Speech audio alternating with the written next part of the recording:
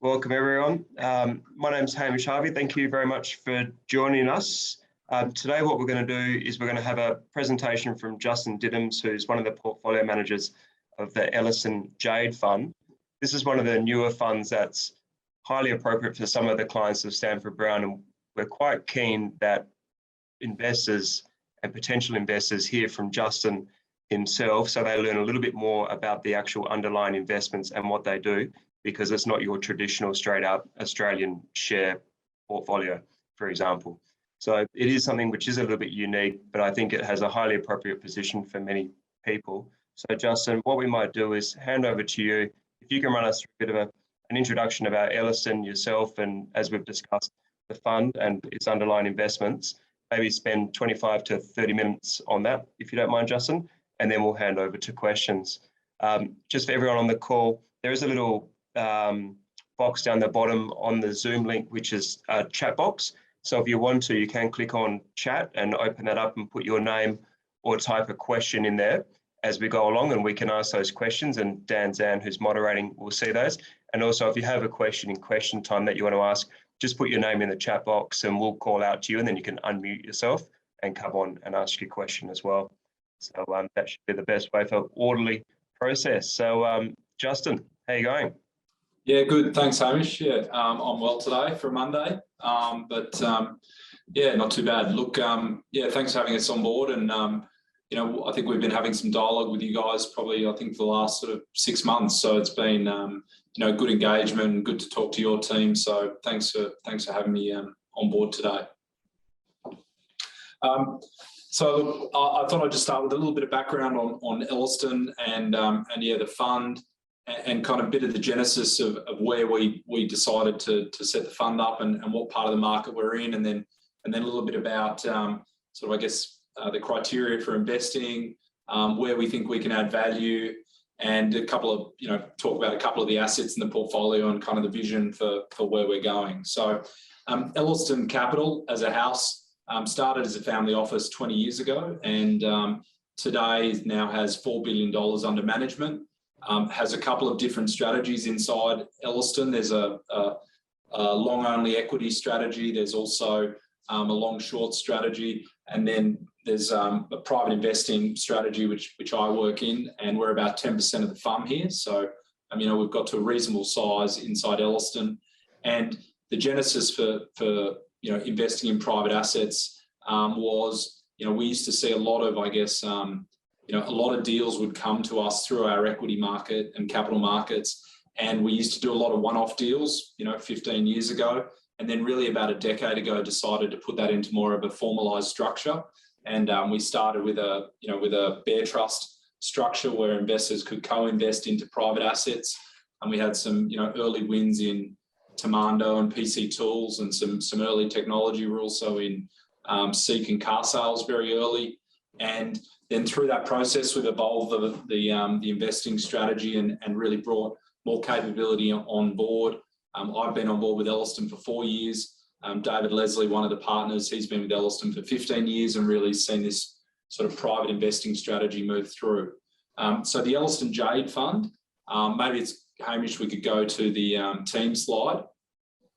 But really the, or do we, are we in, oh, here we go, thank you, yeah. So the Ellerston JAADE fund it's a growth capital fund. So we're investing in private assets. We're doing, you know, it's growth capital. So we're trying to deploy anywhere from sort of 20 up to $40 million into, you know, Australian-based businesses. And really the strategy has been about bringing together both operational experience as well as capital markets experience. So Jamie Odell and Tony Casanos were the executive team at Aristocrat and brought, you know, they're our operating partners. So they bring a lot of operational experience, in particular, you know, operating in the US market and, you know, digital platforms and M&A strategy as well. And then Anthony and David have worked together for a long time running the Ellerston Ventures Fund. And then obviously, you know, I've come on board 4 years ago, and then we have a couple of junior guys in the team.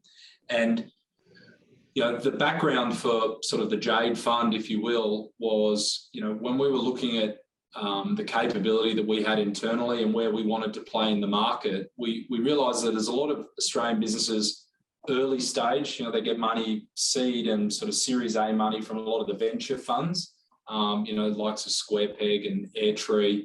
There's quite a crowded space, but then typically a lot of businesses will either list or they'll go offshore for capital.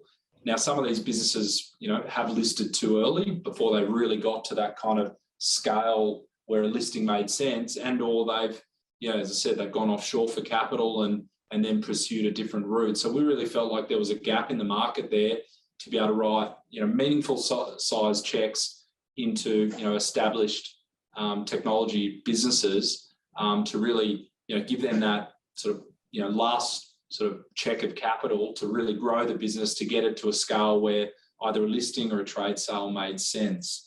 And so that was the sort of, I guess, the genesis where we saw an opportunity in the market. And again, we felt like the way we wanted to construct the portfolio is we wanted to have, anywhere from sort of 8 to 12 assets and really have a concentrated portfolio of high quality assets that, have those growth attributes, take a board seat, be involved, sort of with the running of these businesses through that board seat, really take an active role in trying to help them progress. And as I said, it's a concentrated, I guess, focus on driving value.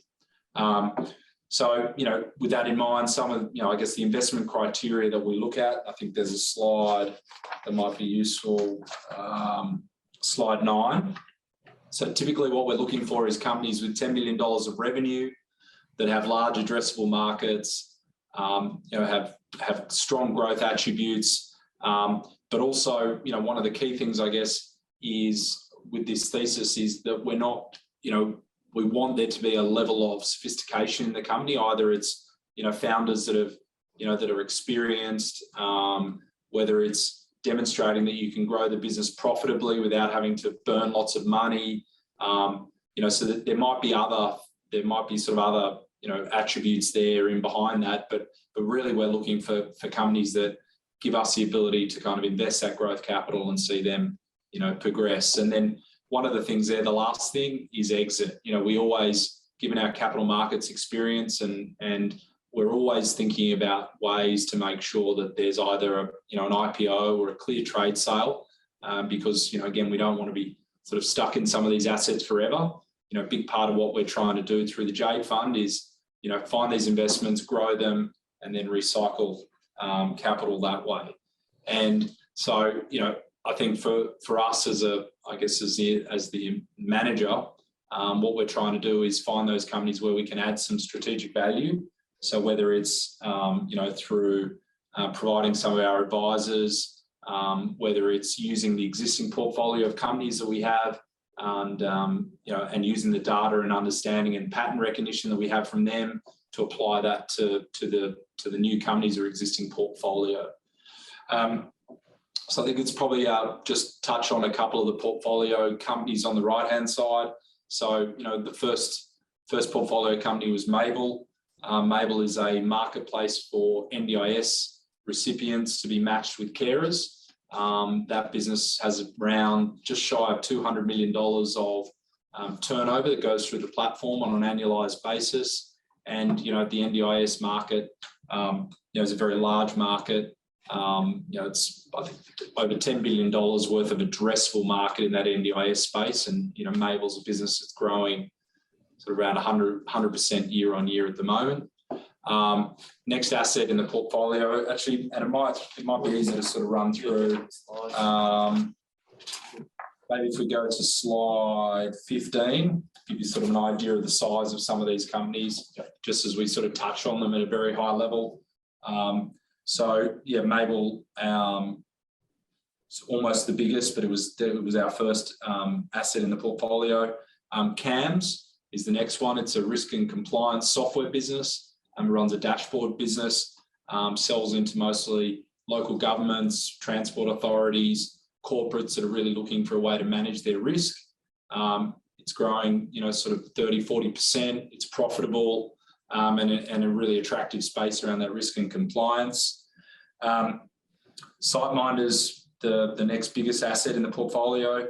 I think, as probably some of you are aware, last week SiteMinder listed, and I'll come back to why SiteMinder has been, a great story for the fund, not only through its share price performance, but SiteMinder is a travel management platform. It's a subscription service sold into hotels to connect them to booking platforms. So it had a lot of those sort of recurring revenue type attributes and very strong unit economics when we looked at that business. Probably next is Focus.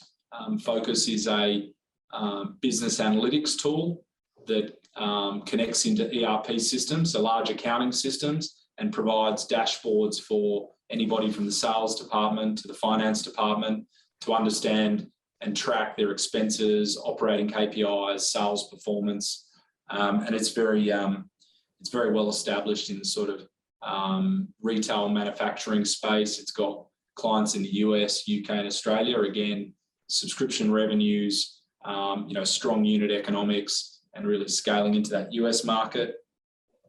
Probably the next biggest is Prospection, which is a data analytics platform in the pharmaceutical space. Again, that's business that sells subscription software packages into pharmaceutical companies to get access to that data and analytics. It's just our growth capital has gone into that business to really help them scale into the US market. Then we've got Prospector, which is a platform that connects into SAP and provides a data governance layer across the top, sort of sits on top of it. Again, it's a subscription-based revenue model, growing sort of 50% year on year, and very much an enterprise sales type platform. And then Azure Pay is the smallest asset in the portfolio, and it's in the payment space. It's connecting people to real-time payments. And when we looked at this business, it's probably the smallest asset in the portfolio, but we think potentially has very high revenue growth opportunities from enabling competition to the likes of BPay and other payment solutions. So really, I guess that gives you a little bit of a flavour for the portfolio of assets. And I think the last part of the overview would be, is that as you can see, we launched the fund, about a little under 3 years ago, very much with a view to building out, a portfolio of assets that have, similar attributes of, revenue growth, good stable management, very much focused on how they get to that next stage of growth and providing capital to enable them to do that. And each of them are at a slightly different phase of their sort of lifestyle or of their journey. Obviously, SiteMinder is just listed. We had invested in Tyro and that listed, and then we exited that. So each of these, I'd say, assets are at slightly different parts of that journey. But what it means is that we've sort of got a portfolio that has sort of different seasoning, if you will. And the way we've structured the fund is it's because it's a open-ended fund. There's no fixed timeline. We can continue to invest in companies at different points and continue to grow that portfolio of assets. Now, something we end up talking a lot with prospective clients about is how we approach kind of valuation around these assets, and how we think about that. And so typically, when we're coming into an investment at the front end, we will always look at where listed peers would trade, where we think the fair value of their cash flows are, whether there's been any comparable transactions, and then we'll apply some level of discount, whether for the lack of liquidity, if it's or provide a discount for the size of the investment. So that sort of happens at the front end to make sure that we're disciplined on valuation as we come into investments. But then as we, once we've invested in a company, every 12 months, unless there's been a transaction or something that's triggered a revaluation, we're always trying to sort of determine where we think, fair value for the asset is based on both external and internal metrics. So we're not, within the fund, we don't look to basically mark to market all of these to the listed peers. It's always very much where we think fair value is for the unlisted assets. So when I look across, the portfolio of assets that we have there and think about the growth and the growth profile of each of them, I can see a lot of latent value in Mabel, CAMS, in all of them. We believe that fair value for those businesses is, over a 3 to 5 year timeline is much higher than where we're carrying them at. So we continue to kind of, as we assess the portfolio every quarter, we try to have a lens on where we think, the value of those businesses are. So, the fund's got to just shy of 250 million at September. But again, we don't think that that's not what we think the total value of the portfolio is, but that's where it trades today. So I think that, I think that gives you sort of a bit of an overview for the fund, the assets we're in, a little bit about sort of how we think about it. I thought it was just, worth touching on SiteMinder specifically, because it's sort of good, sort of, I guess, a good story, I think, for the fund and just how we think about investing and then the way we, manage that with the portfolio. So we invested in SiteMinder in December 2019. And I confess, when we signed off on the investment at the start of December, I think I'd heard once that there might be sort of a COVID something. I didn't really know much about it, but somebody mentioned it.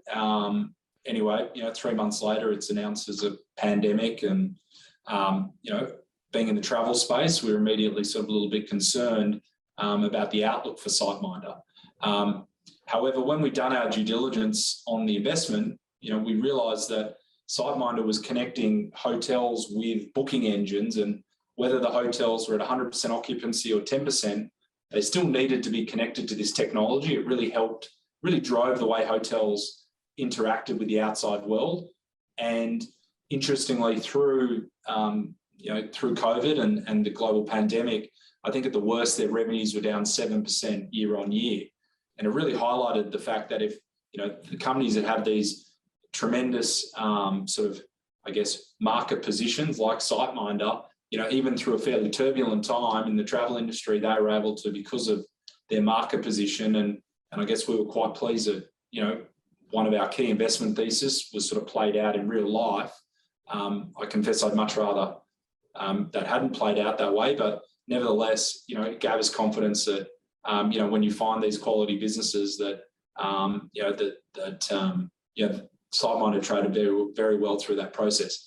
Now, from the fund's perspective, when we came into COVID and we saw revenue started to fall, we went back and looked at where fair value was, and we decided to reduce fair value only by about 15% to reflect what we thought was some of the risk on sort of medium-term outlook. And then obviously subsequent to that, 18 months later, the company's now listed and re-rated upwards. And so, I think certainly we sort of look at SiteMinder as a good kind of example of the types of businesses we're looking for, and then also, what that sort of listing and re-rating from that growth capital can do in terms of valuation. So when we invested in SiteMinder, the equivalent sort of price was at $4.20, and IPO price was $5.06, and then I think it traded above $7, and so that's been I guess a reasonably good story for us. So the other business that I thought was worth touching on, and we get a lot of questions about, as I said before, is is Mabel. And Mabel is a marketplace platform that connects NDIS recipients with carers. So it's a double-sided marketplace, and it's in effect sort of replacing what was typically the disability sector was typically supported by non-for-profit and or sort of religious groups, and it was a very inefficient market, and the government through their through the NDIS programs looking to unlock sort of the inefficiencies in that market. And Mabel really has come with a technology solution that connects carers with people of need, and through that process they provide the insurance cover and then the connectivity for the people to be able to interact, and then they take a 15% cut of that on an ongoing basis. Now, a few people sort of say, oh, well, there's a lot of pressure on these types of models. Mabel doesn't dictate where the worker works. There's no uniform.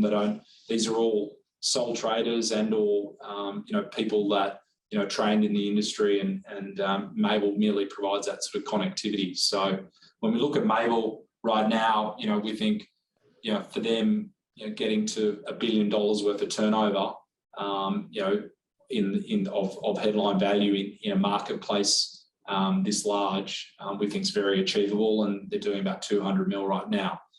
So Mabel's definitely one of the assets that we think has a very bright future. Earlier this year, they took an investment round from General Atlantic, which is a large US investment firm, really to help them accelerate growth and build out more technology and capability. That Mabel's certainly one of the stars in the portfolio.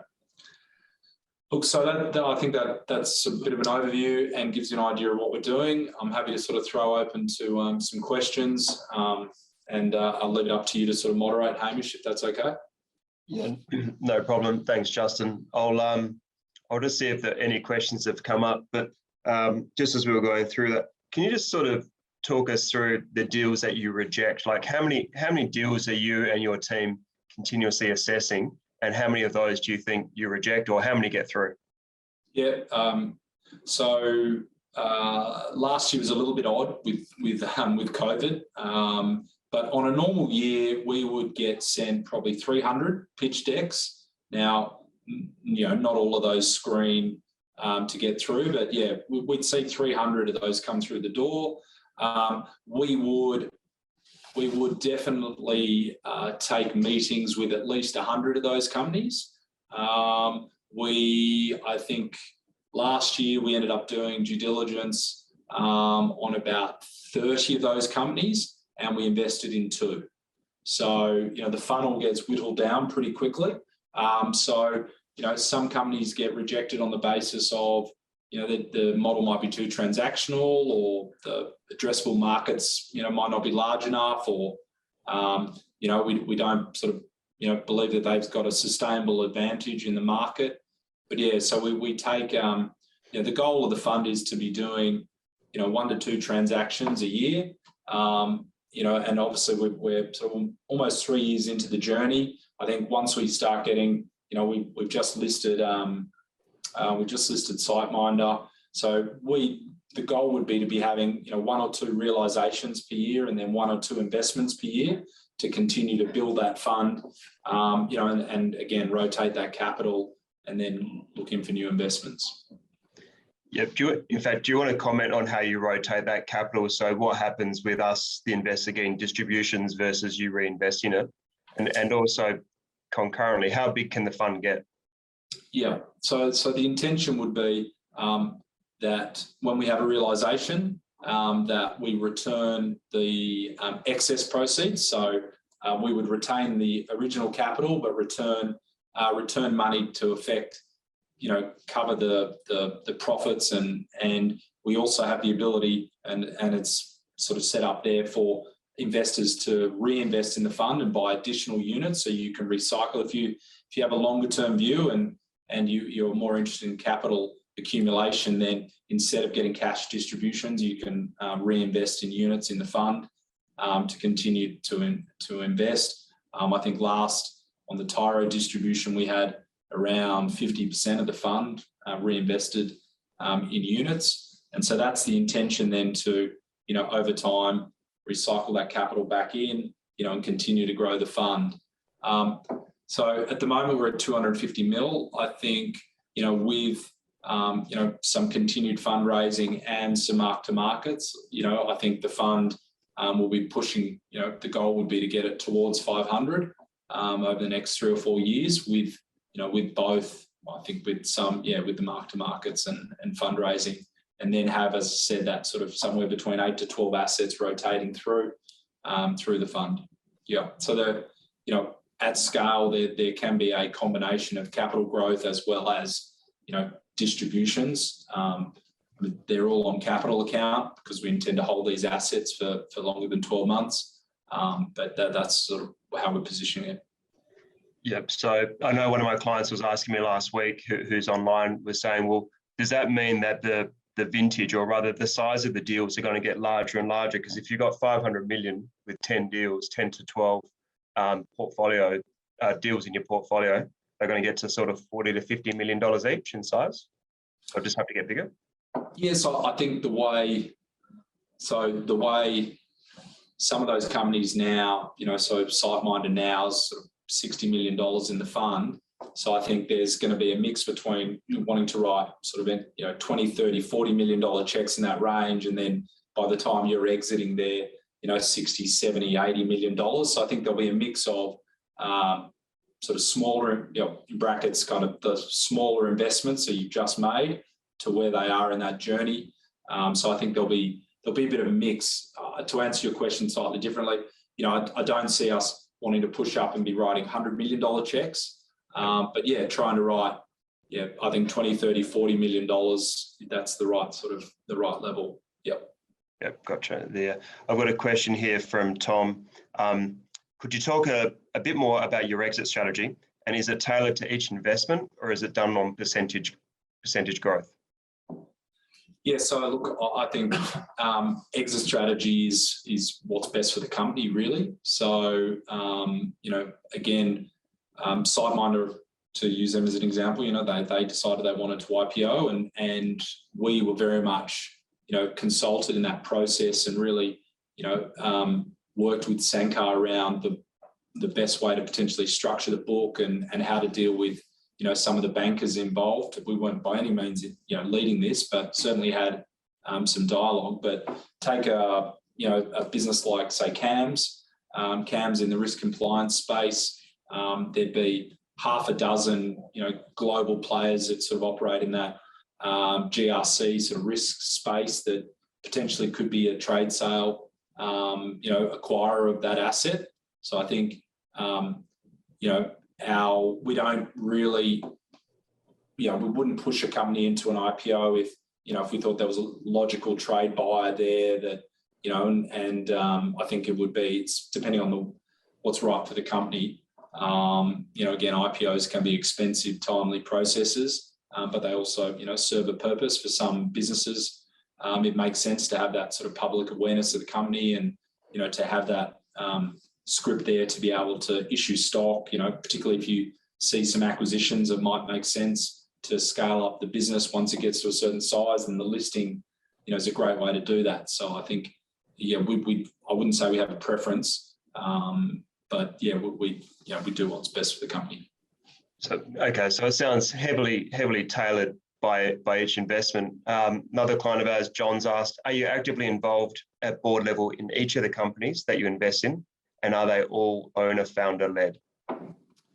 We have. So we do have board seats on all of the companies. Interestingly, so SiteMinder, we didn't have a board seat, but given the size and scale of that business, it already had a well-established board.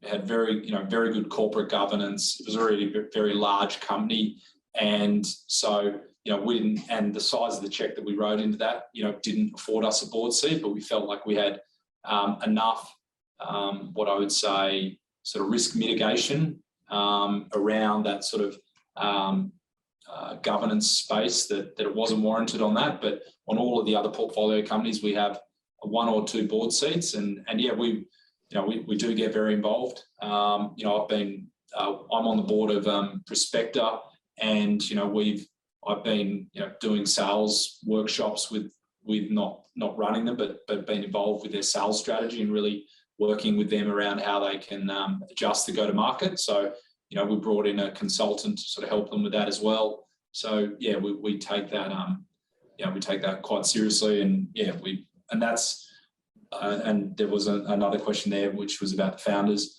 So we definitely try to be adding value and staying on top of the companies. But again, we refer to ourselves as invited guests in some of these companies. We're not there to tell the companies what to do. And we're not a private equity house where we come in, clear management, put ourselves in there. It's not our strategy to be telling the companies what to do, but very much kind of working with them and sort of, I guess guiding them and providing as much sort of support as we can around their decision making. In terms of founders, I think one of the things across all of the portfolio, all but one, but all of the portfolio have had management or founders that have demonstrated that they can run business profitably. Now, some of the companies, when we come into, they put growth capital in and then accelerated, and gone into burning capital. But we very much like founders that have demonstrated that they can grow their business profitably and/or can show that capital discipline. So with a number of our portfolio companies, we've been the sort of first external capital that they've taken on, and/or been sort of, I guess, or been the sort of second but a larger round. We're not looking to fund to do sort of these mega rounds where you're sort of burning a lot of money to drive a growth outcome. I think one of the things with our strategy is that capital preservation is very important to us, and so we're not looking for that portfolio approach where you'll have a couple of I guess early stage things that blow up and then a couple that end up 10 baggers, and you sort of end up we're looking to sort of each business to stand on its own 2 feet and and grow from there. Yeah, Justin, just to set up sort of your vision, because you're right, some companies will outperform others at different points in the cycle. What's your expected rate of return? And of course, past performance isn't a future guide and all those sorts of things. But what's your internal rate target? Yeah, so we're targeting 25% gross return. So after fees, that's about 20% is the target for the fund. And I think that if you're looking to buy businesses and forget multiple expansion, because obviously you want to try and see that, but it's difficult to time the market to get that multiple expansion. And as I guess as you're alluding, Hamish, where we are in the market, there's a lot of people talking about whether equities go backwards, and so we're not trying to sort of, I guess, time the market and multiple arbitrage, but really if we can invest in businesses that are demonstrating that 20 to 30% revenue growth, then they do that for 3 to 4 years, then you get that return, assuming the multiple's the same. You get that kind of 20 to 25% return, and in actual fact gives us a little bit of wiggle room, if it doesn't always go to plan, but that's the way we think about it. So it's finding those companies that have got that sustainable growth path that we can invest in, targeting that sort of 25% return. Now, to date, we do have a slide in here, but we have delivered, so yeah, since inception, the fund's at 23% return. Since inception in the wholesale fund, which is the master investing fund. Slide 34, I think, Daniel. Yeah, 34. Slide 34 was the performance. Thank you. The couple more questions popping up here. Are you only ever taking equity positions in companies? Do you ever lend them money? What's your exit strategy on the downside? Yeah, so look, we're not doing debt funding or venture debt. We have, in some circumstances, used convertible notes. In particular, if the founders have a particular view on valuation and we have a different view, but we really like the company, then we'll look to add some structure to it if that's where the conversation ends up. One thing that we do, we have included in all of our deals is a liquidity preference. So, if things don't go to plan and we get a couple of years down the road, then, that liquidity preference, typically, we've factored in a 1x liquidity preference. So, if there's an event where we're under that watermark, then it's then we get our capital returned to us. Again, just sort of part of that capital preservation.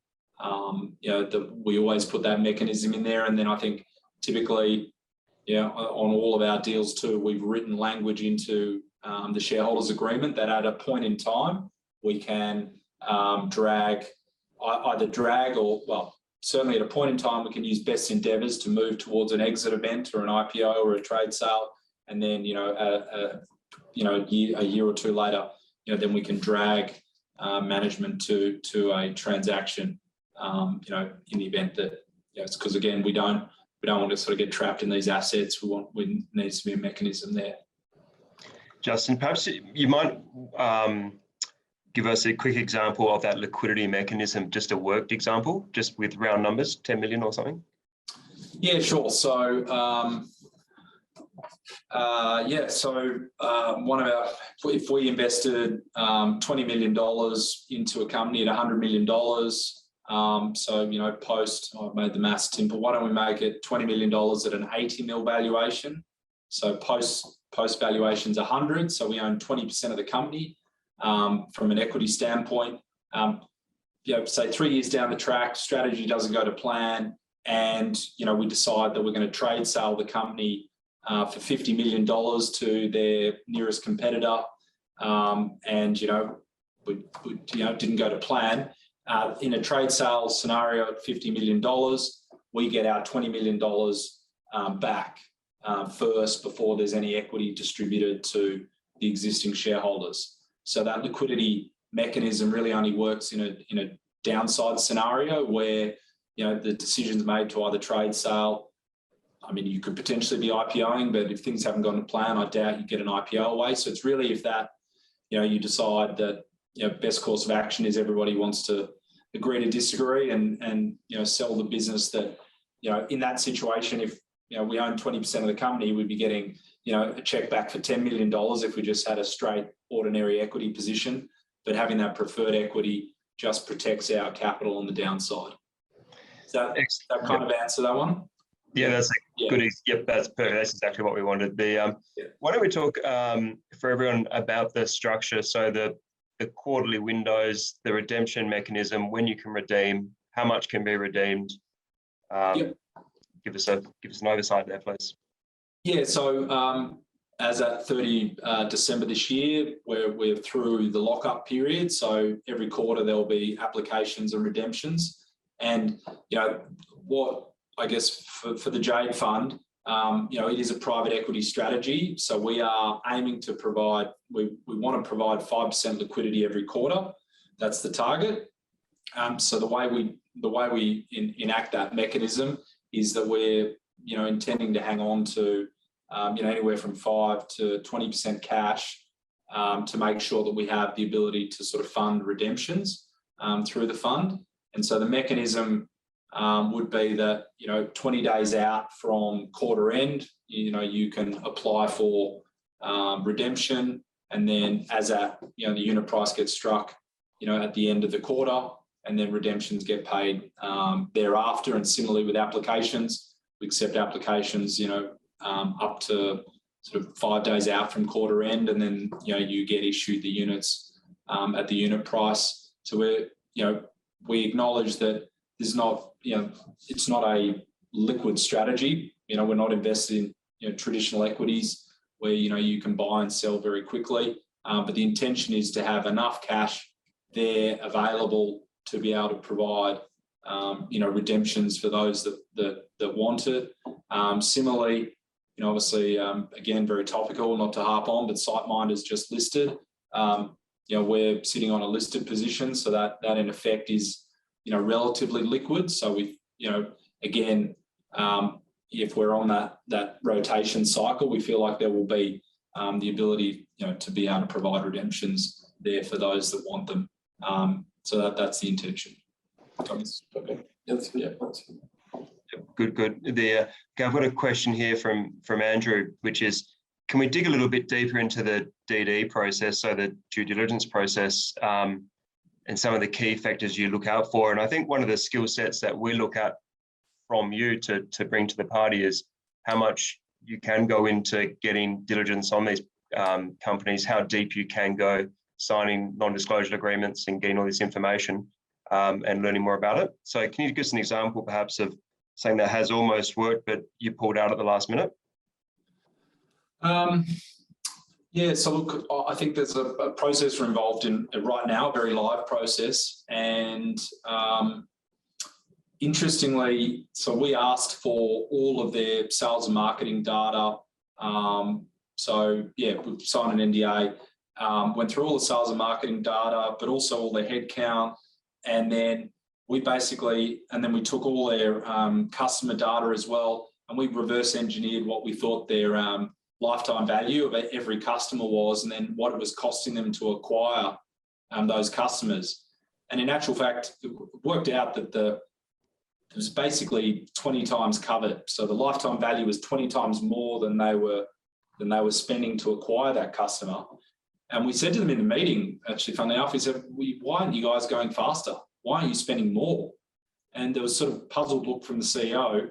He said, well, the unit economics of your customer acquisition is so attractive. How come you're not spending more, growing faster? And it was sort of interesting. I don't think, had we not gone, and it gave us, it was after the meeting, we had sort of two emotions. One, we were sort of pleased about the investment potential in the business. We were also a little bit alarmed that we dug so far into the data that we were telling them about their own business. So look, I think around the DD process, so just to give you a bit of background, so I started life as an accountant at Ernst & Young, so I was an auditor for my sins. So I did that for 5 years and then left and worked in investment research as an equity analyst for 12 years. So being an equity analyst, I'm probably inherently pretty cynical and assume that management are lying to me most of the time because you're in the public equity market and, there's no disclosure around, so I've spent a large portion of my career kind of, trying to ask the right questions and trying to, turn bits of data over and turn rocks over and find out, where the hidden bits of information are. So, I think we take the due diligence process pretty seriously.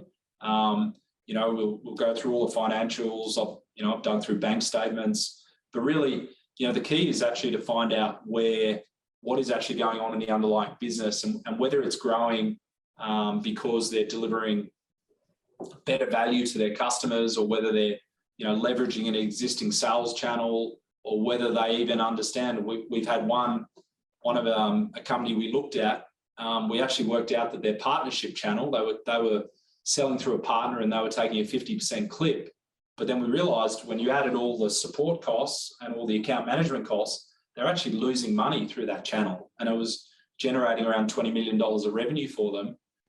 So yeah, I would say, Hamish, we go pretty deep into these companies, particularly around the commercial due diligence.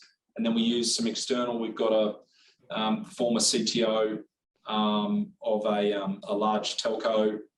He does a lot of technology DD for us. So he'll go in and actually, ask the questions around, the way the code base is structured and, where are the different instances, how much refreshing do they do, what's the development cycle. So we bring in experts around the tech. But yeah, I'd say, we take it pretty seriously. I think that sort of answers your question. That is a good answer, Justin. Thank you very much. I've always found in our conversations and with other people, I guess, in your sector, that when you take a board position, you can find out so much more information about these companies because you've got a board seat. It's much more than if we're just going and purchasing shares in Telstra and we get an update every quarterly or every 6 months. So you live in and breathe in it. The final question I'll ask, and then we'll wrap up. Perhaps if you can just spend a moment or two explaining how you get paid, how the fees on this structure work, because everyone would be curious, no doubt. So yeah, absolutely. Yeah, thank you. So there's a management fee on the invested capital. So that's pretty straightforward. But I think more importantly is probably how the performance fee is structured. Yeah. So when we designed this fund, look, we looked around and we got some feedback from some advisors who'd been in some private equity products and were particularly dissatisfied around kind of performance fees getting paid on mark to markets, particularly in private assets. And so when we structured the fund, the JAADE fund, the way we've structured the performance fees, the performance fees are only paid on realizations. So there's no performance fee on mark to market or the performance of the fund during the year. The performance fee is only payable on a realisation.